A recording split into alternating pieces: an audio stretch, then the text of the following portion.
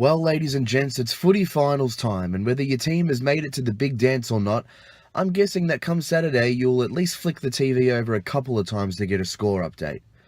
Or you'll get the full story from the 6 o'clock news. Either way, you're going to find out who won, whether you like it or not. There'll be grand final parties going on all across the country, and if you're invited to one, you might find yourself in some heated discussions about the game. So you'll want to know what you're talking about.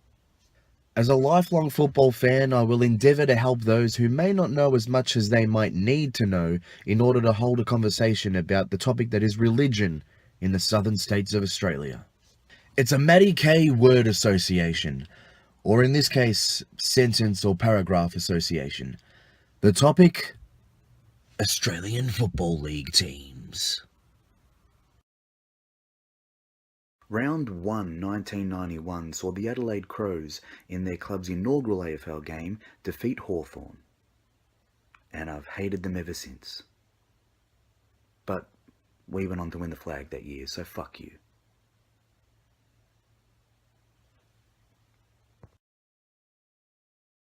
Used to be the Bears, although their logo was a koala, which as we all know isn't a bear. Then they merged with fledgling Victorian club Fitzroy and adopted the more ferocious moniker of the Lions. Used to be good, but that was over a decade ago. Now they're crap. But, much like Geelong, they have a long and storied history of great rangers that have pulled on the jumper. From their fearless leader Michael Voss, to current coach Justin Lepich, to recent retiree Daniel Merritt, and of course, closet ranger Jason Ackermanis. The Boston Celtics of the AFL. Actually, that's not right, because I'm a Boston Celtics fan. Let me think of something better. It's long been said that AFL supporters follow two teams, their own and whoever's playing Collingwood. In short, scum. Also scum. Surfers who could play a little bit of footy at one time. As I mentioned before, they have a long history of allowing gingers to play our great game. From the Mayor of Geelong, Cameron Ling, to Tim McGrath, the Cats have always been willing to throw any saucehead out there a lifeline. Terrible colours, probably even worse than the poos and wees of the Hawks, and that's coming from a Hawthorn supporter. If I was playing against them, I wouldn't know whether to try and get a kick or to swim between the flags. Having two good teams in Sydney makes things interesting, but I've only ever seen them play 2 or 3 times, so I don't have much to say about them. Forgot they were even a thing, actually.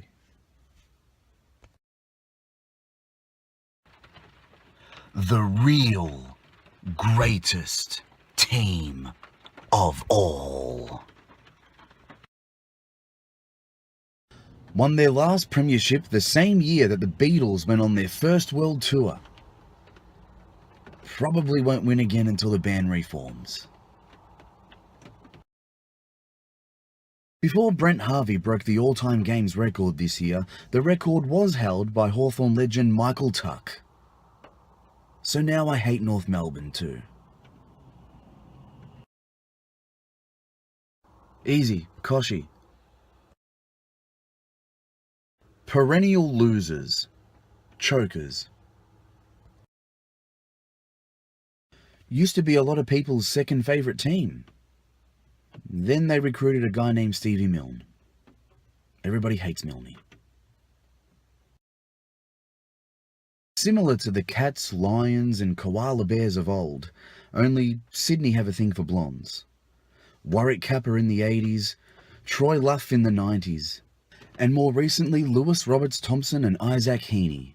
The Swans have always been captivated by men with flowing blonde locks, since their move from Melbourne south to the Harbour City.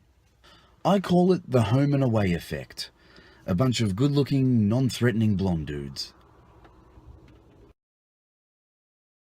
The AFL's bad boys. Cocky, arrogant, full of themselves. I've had a hatred for them since '92 when they were responsible for having the Premiership trophy leave the state of Victoria for the first time. Or we could just blame Geelong. That seems a lot easier. The great pro wrestler Ric Flair used to say in nearly every promo he ever cut, to be the man, you gotta beat the man. What I mean by that is the Bulldogs beat the 3-time reigning premiers Hawthorn a couple of weeks ago. Now you might think that means I now hate the Bulldogs. You're wrong. I respect them. And come Saturday, they've only got to beat one more team to be able to call themselves the men. Whichever team wins on Saturday, it will be well deserved. The Bulldogs probably deserve it a little more, which is why, like the rest of the country that aren't Swan supporters, I'm backing the Doggies to win. And if you find yourself this Saturday at a grand final party and you don't know much about the game but you want to make it seem like you do, feel free to refer to this video. That's why I made it. And for the lols. I made it for the lols as well. Carlton, the t-shirt I'm wearing is sort of navy blue.